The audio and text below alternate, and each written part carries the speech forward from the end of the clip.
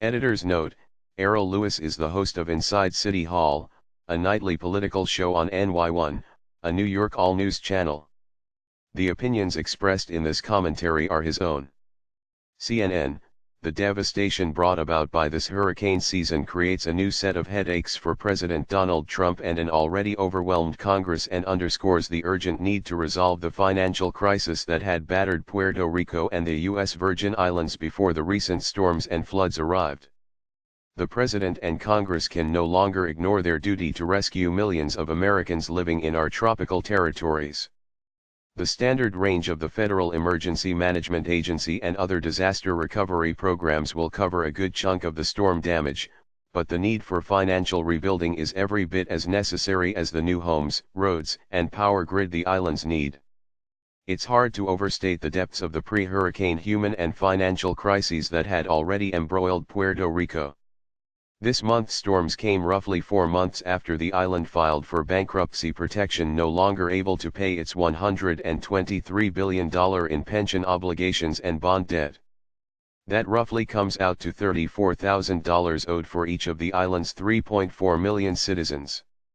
The island's economy isn't likely to generate the tax revenue needed to pay these massive bills. Puerto Rico's 44% poverty rate is more than double that of Mississippi, the poorest state in the Union. The knockout blow landed when 1 million customers initially lost power in Puerto Rico after Hurricane Irma and Maria virtually knocked all electricity out of the island when it made landfall Wednesday. It's troubling because the government's power authority, PREPA, owes $9 billion in debt backed by money it makes from electricity bills, according to the New York Times. Officials have discussed recapitalizing PREPA and then selling it off to a private utility.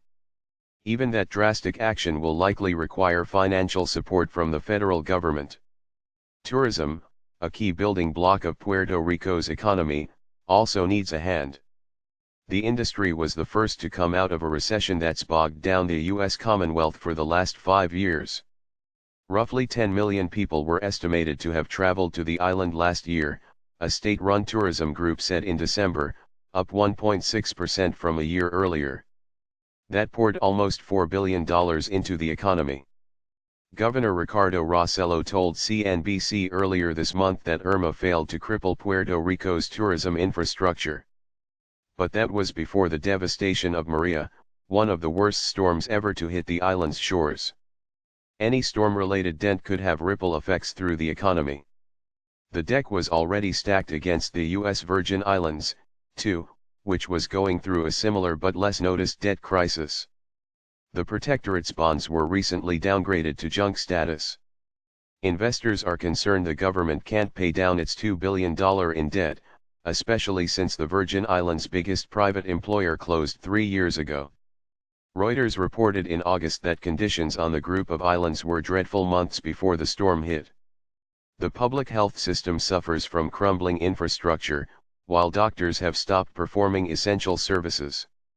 The outpouring of emotional and short-term support for Puerto Rico and the Virgin Islands has been steady.